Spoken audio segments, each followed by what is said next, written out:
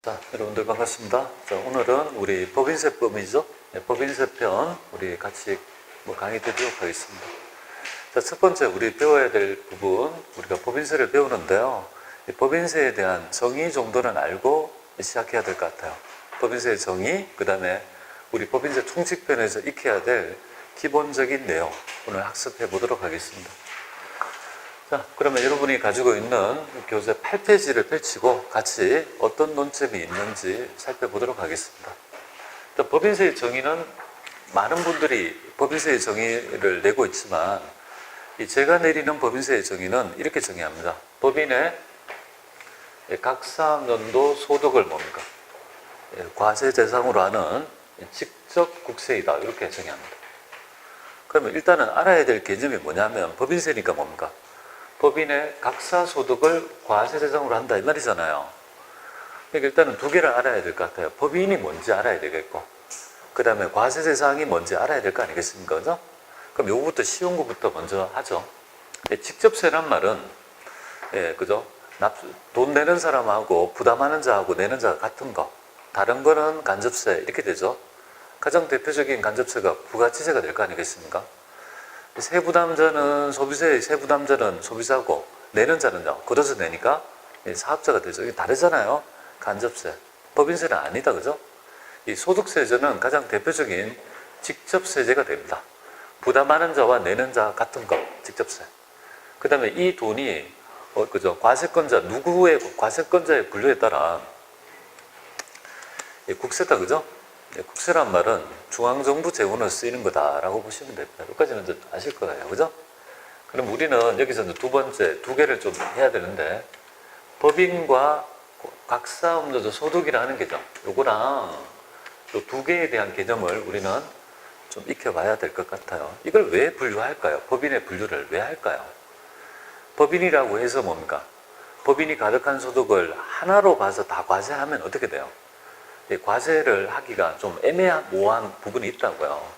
그러니까 법인의 종류를 구분하는 이유는 납세 의무를 정하기 위함이다. 그죠? 개인이라도 우리 보통 소득세에서 어떻게 정합니까?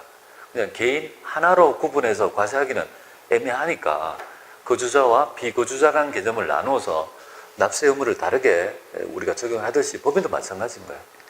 법인도 법인의 종류를 나누어서 다르게 과세하기 위해서 법인의 종류를 나눈다 이렇게 보면 돼요. 그럼 법인의 종류를 어떻게 나누냐 하면 크게 두 가지로 나눠요. 그죠? 첫 번째가 영리와 그죠? 영리성의 추구 여부에 따라 영리법인과 비영리법인 나누고요. 그 다음에 외국법인하고 내국법인 이렇게 네 개로 나눠야 돼요. 첫 번째 보겠습니다. 영리법인과 비영리법인. 그 영리라는 말은 그죠? 이익을 뭡니까? 추구하는 그죠? 이익을 내가 추구하는 법인을 영리법인을 하는 거고, 비영리는 뭐죠? 영리를 추구하지 않는다는 거잖아요. 그래서 그 목적 사업이 뭐예요? 뭐 종교랄지 학술, 자선, 그죠? 공익적 목적으로 설립된 단체를 뭐라고 합니까? 비영리 단체, 비영리 법인, 뭐 이렇게 불리지 않습니까? 그러니까 영리를 추구하는 법인하고 비영리 단체 법인하고 과세를 같이 하면 뭔가 좀 안 맞죠, 그죠? 그렇기 때문에 좀 구분하기 위한 개념으로서 영리와 비영리를 나눈다 이렇게 보시면 돼요. 일단 나눴죠, 그죠? 그럼 또 더 세분화해요. 그 다음 두 번째 법인의 기준이 뭐냐면, 지금 있죠. 그 법인이 국내에 있냐, 이거죠. 그 법인이 내국 법인인지 외국 법인인지에 따라 또 다르게 있죠. 과세 범위를 정해야 됩니다. 그럼 내국 법인과 외국 법인의 차이점 뭐냐, 이거잖아요. 차이점은, 어디 있지? 차이점은 바로 요거. 그죠? 내국 법인과 외국 법인의 뭐냐면, 우리 읽어보면 어떻게 돼요? 국내에 등기부상 뭡니까? 소재지가, 본점 소재지가 국내에 있다라면요. 내국법인이고 외국에 있으면요. 외국법인. 이렇게 구분하거든요. 그리고 여기에 있는 있잖아요. 한 가지 개념이 더 있긴 하지만 얘는 뭐예요? 그냥 부가적인 개념이지 본질은 뭐예요? 본점 소재지 유무에 따라 뭐예요? 우리 국내 내국법인하고 외국법인을 나눈다 이렇게 보시면 돼요. 그래서 삼성전자 있잖아요. 등기부를 띄보세요. 법인 등기부를. 본점 소재지가 어디 있는지 보세요. 그럼 수원시 뭡니까? 영통구, 그죠? 뭐 메탄동인가 하여튼 거기에 나와 있다고요. 그러면 거기는 뭐예요? 본점 소재지가 국내에 있잖아요. 수원에 있으니까. 삼성전자는 당연히 뭐예요? 당연히 그죠. 내국법인이 되는 거다. 그죠? 그러면 등기부를 띄보면 본점이 뭔가 외국에 있으면요. 외국법인. 이렇게 구분한다. 그렇게 보면 돼요. 그러면 하나의 더 개념이 있긴 해요. 예. 사업의 실질적인 지배 장수가 국내에 있다라면 내국법인으로 봐서 과세하겠다는 개념도 있지만 이거는 보완적 개념이에요. 보통 그거는 일기준은 아니다 이렇게 보면 돼요. 옛날에 론스타인가 뭐 그것 때문에 나타난 보완 정책이지. 그냥 여러분이 실무적으로 볼 때는 일반적으로 뭐가 원칙이 되겠습니까? 본점이 국내에 있으면 내국법인 이렇게 보시면 돼요. 그 다음에 이거 영리성을 추구하느냐 안 하냐에 따라 가지고 영리법인, 비영리법인 이렇게 나누죠. 그러면 경우의 수는 몇 가지가 나타나겠습니까? 네 가지가 나타나는 거 아니야, 그죠? 네 가지 나타나겠죠. 네 가지를 딱 정해요, 이렇게. 정했잖아요, 그죠? 네 가지를 정하는 이유는 뭐라고요? 바로 있죠.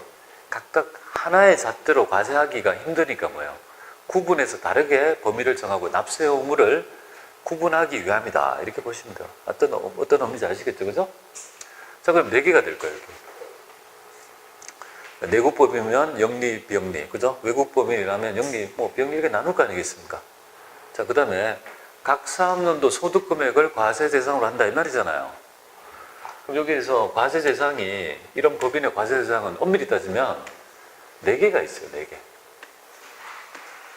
이걸 다 잘라서 요거를 얘기하잖아요. 아까 전에 법인의 정의를 뭐라고 했습니까? 법인의 각 사업년도 소득 금액을 과세 대상으로 하는 직접 국세이다. 이렇게 정의했잖아요. 그죠?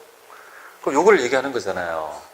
여기에 그냥 매년, 매 사업년도에 버는 경상소득을 얘기하는 거예요. 그럼 요 세 개는 뭐야? 있긴 하지만 잘 안 일어난다. 이 말이에요. 그죠? 그리고 가끔 한 번씩 출제됩니다. 출제된다라면. 그래서 요 세 개부터 먼저 새겨보도록 하겠습니다. 세 개부터. 먼저 좀 할게요. 첫 번째, 미환류 소득이라는 것은 뭐냐면요. 그러니까 우리 법인의 잉여금을 환류하지 않으면, 그죠? 배당이랄지 외부로 환류하지 않으면 내는 세금이 있습니다. 근데 일반적인 중소기업에 해당이 되지 않아요.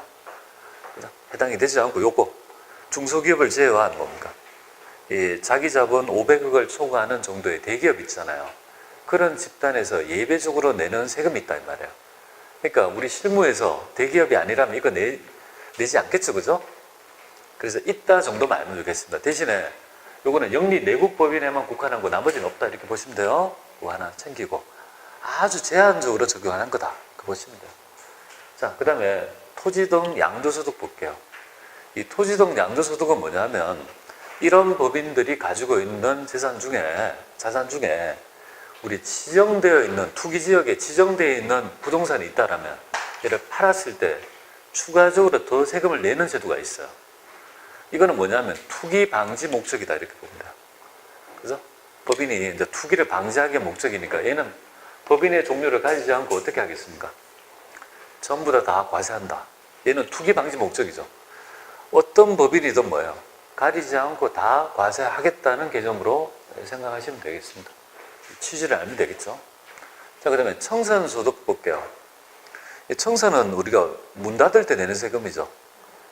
여러분들이 여기서 조금 말씀드리면 개인사업자가 폐업하면 그죠? 모든 있잖아요. 거기서부터 폐업을 해버리면 사업이 끝나는 거잖아요. 개인사업자는. 근데 법인은 사업을 폐지하면 개인사업자의 폐업의 효과가 나지 않아요. 개인사업자의 폐업에 같은 효과는 해산입니다. 해산. 근데 청산이 좀 번거로워요. 청산을 하려면 등기치고 하려면 굉장히 복잡한데 해산은 쉽거든요. 그 해산했다는 건 폐업했다고 보면 돼요. 그럼 나중에 절세할 수 있는 여지가 있다 이렇게 보면 돼요. 그래서 우리가 끝이 좋아야 된다는 말이 뭐냐면 법인이 문 닫을 때까지 뭡니까? 여러분 잘 잊지 않잖아요. 이게 굉장히 낯설죠, 그죠? 자, 그런데 청산소득은 한번 보세요. 누구만 내요? 문 닫을 때. 내국법인만 여기 있잖아요. 영리 내국법인만 내지 않습니까? 그죠? 왜 그런지 한번 볼게요. 자, 문을 닫을 때 외국법인은 어떻게 됩니까? 외국법인은 자기 나라 가서 문 닫아야 되지, 그죠? 그러니까 우리가 과세 대상이 아니다 이렇게 보면 돼요. 자, 그 다음에 볼게요. 영리 내국법인은 비영리 내국법인은요. 여러분이 알고 있는 비영리 내국법인은 이런 거라고 보면 돼요. 뭐 경실련이랄지 YMCA랄지 이런 데 있잖아요. 그런 데가 가장 대표적인 뭡니까? 비영리 법인이잖아요. 비영리 법인은 청산이라는 개념이 없습니다. 얘가 문 닫을 때 다른 비영리한테 이전하든지 국가에 기부 체납하게 되어 있습니다. 그러니까 문을 닫는다는 개념이 성립되지 않습니다. 그러니까 뭐예요? 과세권이 그죠? 과세 대상이 아니다 이렇게 보면 돼요. 그러면 여러분이 생각했을 때 문 닫을 때 내는 세금은요, 누구만 과세 대상이다? 영리 내국법인만 과세 대상이다, 그죠? 그럼 여기에서 봤을 때 영리 내국법인만이 내는 건 뭐가 되겠습니까? 이거 두 개. 미완료는 아주 더 제한적이고, 그죠? 그래서 미완료 소득하고 청산 소득 두 개는 뭐야? 영리 내국법인한테만 내는 거고, 얘는 투기 방지 목적이니까 다 대상이다 이렇게 보시면 돼요. 여기까지 됐죠? 그래서 시험 문제에서 이런 걸 가끔 낼 때가 있다고요. 모든 법인은 미완료 소득에 대해서 납세 의무가 있다면요, 틀린 지문이야. 그죠? 그렇게 봐요. 그 다음에 모든 법인은 청산 소득에 대해서 납세 의무가 있다면 틀린 거예요. 반드시 뭡니까? 영리 내국법인이라는 말이 붙어야 된다. 그렇게 보시면 되겠어요. 자, 이렇게 해서 하나 출제 패턴이 되고요. 이거 한번 볼게요. 본연적인 거. 요거잖아요. 그죠? 요렇게 나눠서 뭐 어떻게 하자는 거냐. 그죠? 납세 의무를 좀 다르게 정하겠다. 이 말이에요.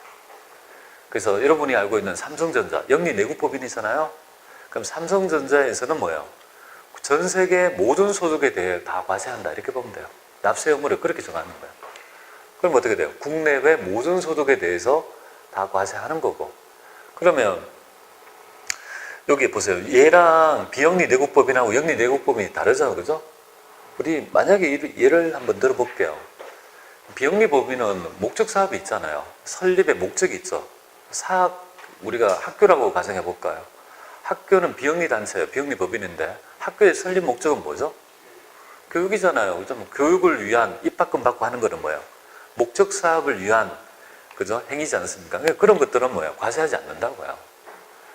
그죠? 하지만 그런 사학에서 대학교에서 사립대학에서 옆에 주차장을 운영해서 뭡니까?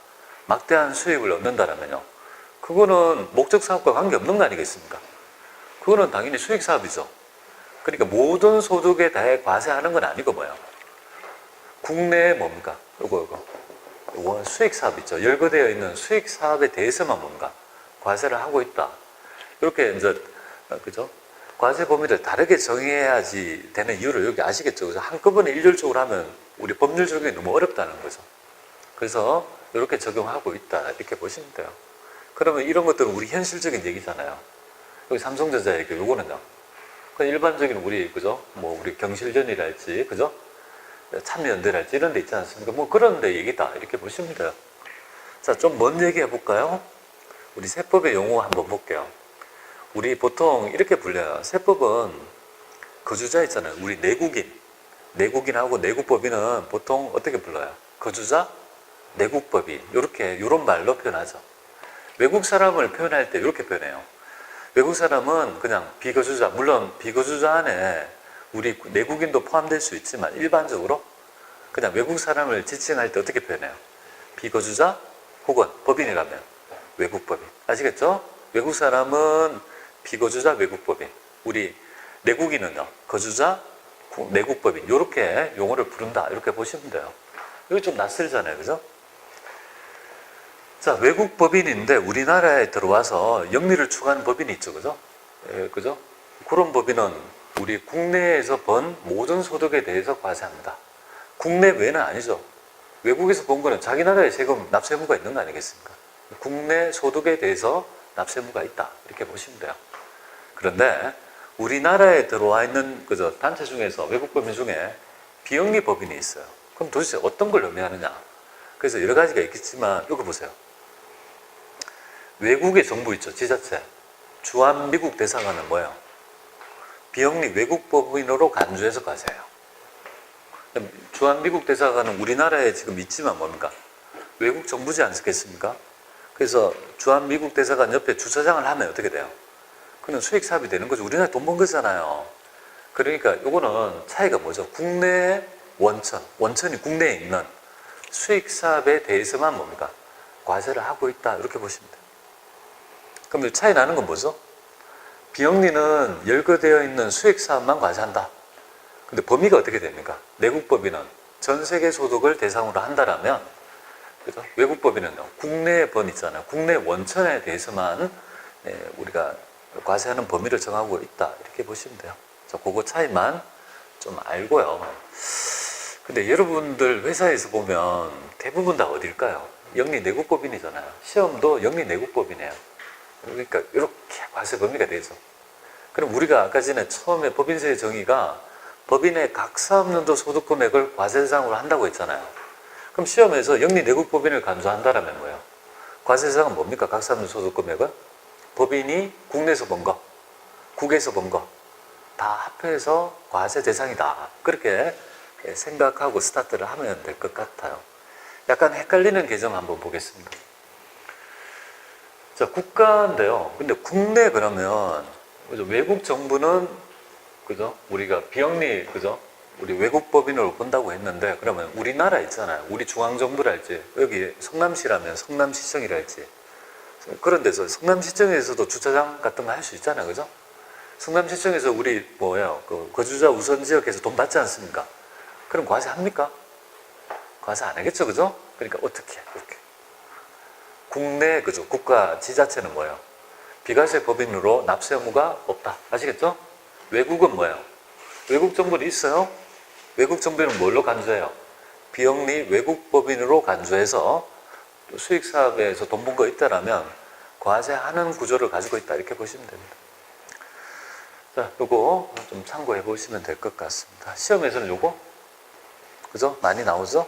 요거 가끔 출제되고 가끔 가다가 뭐예요? 예, 요거 국내 그죠? 국가랄지 지자체에 대한 납세 의무를 물어볼 때가 있습니다. 뭐 그 정도만 알아주시면 좋겠습니다. 자, 여기서는 그 정도 하고요. 참 이걸 얘기하면서 느낌이 어떠냐면 우리 법인세 시험이 그러니까 법인세 이론 문제가 2문제 나온다고요. 여러분 시험에 전산세무 1급에 이론 문제 2문제 나온다고요. 과연 얘가 나올까? 그죠? 1년에 한 번 정도 나올까 말까 할 정도의 개념이다. 그죠? 그래도 출제 비중이 높은 위주로 할 수밖에 없는데요. 여기서 제가 설명하는 기준은 뭐냐면 좀 반드시 알아야 되는 것이 시험과 관계없이 실무적으로 알아야 되거나 시험에 중요한 거 그죠? 밖에는 강의 안 한다 이렇게 보시면 돼요. 자, 법인세의 과세 대상은 그러면 각사소득도 있고 청사소득도 있고 토지적 양도소득도 있고 뭐예요? 미환류소득도 있잖아요. 그잖아요. 그죠? 영리 내국법인은 4가지 과세 대상이 다라는 거잖아요. 이걸 이제 배우게 되는 거예요. 앞으로 배우게 될 거다. 그죠? 그래서 지금은 이걸 안 해도 돼요. 그냥 있구나라는 정도만 보시고 우리는 요걸 좀 중점적으로 해야 돼요. 그죠? 각 사업연도 소득금액이 뭐 어떤 의미고 어떻게 측정해서 어떻게 세금 매기는지 그런 위주로 학습을 해야 될 것 같습니다. 지금은 있다 정도만 보시면 될 것 같아요. 자, 총칙이니까 기본적인 있죠. 얘기를 하고 있어요. 뭐 사업연도 하고 납세지 뭐 이런 거 좀 한번 살펴보죠. 자, 사업연도는 뭐냐면요. 우리 회계기간이라고 보시면 돼요. 그래서 이제 법인의 과세소득을 그죠? 계산하는 단위기간이다. 그렇게 보시면 돼요. 그래서 이거는 비슷한 개념이 뭐냐면 회계학에서 비슷한 개념 회계기간. 회계기간이라는 개념과 비슷하다. 그렇게 보시면 돼요. 자, 그러면 사업연도를 도대체 어떻게 정합니까? 했을 때 이렇게 정해요. 대원칙이 뭘까요? 정관의 규정이 있고 없고에 따라 좀 다릅니다. 그래서 법인의 정관에 그 사업연도가 있다면요. 뭐 그대로 하면 되죠. 거기 정함이 있는 대로 하면 돼요. 대신에 우리 상법에는요. 이 회계기간도 상법에 1년을 초과할 수 없도록 규정하고 있죠. 똑같은 개념으로 사업연도를 뭐야? 1년을 초과할 수 없도록 원칙적으로 규정하고 있다. 이렇게 보시면 됩니다. 그래서 그러면 법인의 정관에 보면 이렇게 정할 수 있는 거 아니에요. 정의는 4월 1일부터 뭡니까? 3월 31일까지로 한다면 뭐 그렇게 하라는 말이죠. 1년을 초과하지 않잖아요. 그죠? 연도가 바뀌지만 이렇게 할 수 있다는 말이잖아요. 근데 이제 중요한 건 뭐냐면 최초 사업연도에 뭡니까? 1차 연도의 1기 때는 중도에 설립을 하잖아요. 그죠? 만약에 예를 들어 가지고 이렇게 할 수도 있고 좋아요. 뭐 우리 일반적으로 1월 1일부터 10월 30일이라고 정관에 그저 이렇게 정했다 가정할게요. 일반적이니까. 근데 제1기는 뭐예요? 제1기는 제1기 때는 중도에 설립을 하잖아요. 그죠? 그러면 만약에 이렇게 할까요? 설립 등기는 2019년도 2월 1일 날 했고, 기업 연월일은요? 기업 연월일은 2019년도 3월 1일이고, 사업자 등록 신청일 있죠? 사업자 등록을 한 거는 2019년도 4월 1일이라 가정하면, 이렇게 여러 가지 날짜가 있으면 도대체 제 1기 때는 1월 1일부터 할 수 없는 거 아니에요? 1기 때만. 그죠? 최초 설립 연도는 1년이 안 되잖아요. 그죠? 중도에 하면. 그러면 도대체 어떤 날짜를 기준으로 하냐 이 말이잖아요. 그죠? 그래서 우리 법은 최초 연도는요, 설립 등기를 기준으로 한다 이렇게 보면 돼요. 그럼 설립 등기니까 1차 연도 1기는 이렇게 되면 설립 등기 2월 1일이니까 1기는 2019년도 그러니까 2월 1일부터 해서 12월 31일을 한번 찍고, 그 다음 연도부터는요 1월 1일부터 정상적으로 나갈 수 있는 거 아니겠습니까? 그때 1차 연도는 여기 다르다는 겁니다. 그러면 실무적으로 이게 왜 중요하냐면 나중에 보면 1년 단위로 한도를 정하거든요. 대부분. 얘는 1년이 안 되잖아요. 그럼 한 달이 빠지니까 11개월을 가지고 한도를 따질 거 아니겠습니까? 근데 이날로 해버리면 그러면 몇 달을 가지고 하는 거예요? 석 달 빼면 9개월 가지고 한도를 하니까 그죠? 한도율이 줄어들 거 아니에요. 그럼 세금을 더 내는 효과가 있겠죠. 그렇기 때문에 이거 할 때 있죠. 항상 보통 사람들은 사업자 등록증을 내두고 하잖아요. 그거 아니다 이거죠. 네, 설립 등기를 가지고 기준으로 한다는 점 좀 새겨봅니다. 자, 법령이나 정관이 없을 리는 없는데 만약에 없다면 어떻게 할 거냐 이거잖아요. 그럼 없다고 하면 순위가 있습니다. 보통 우리가 사업을 하려면 사업자 등록 같은 거 하잖아요. 그죠? 그때는 신고하게 돼 있어요. 사업연도 얼마냐. 그럼 신고 내용연수를 인정해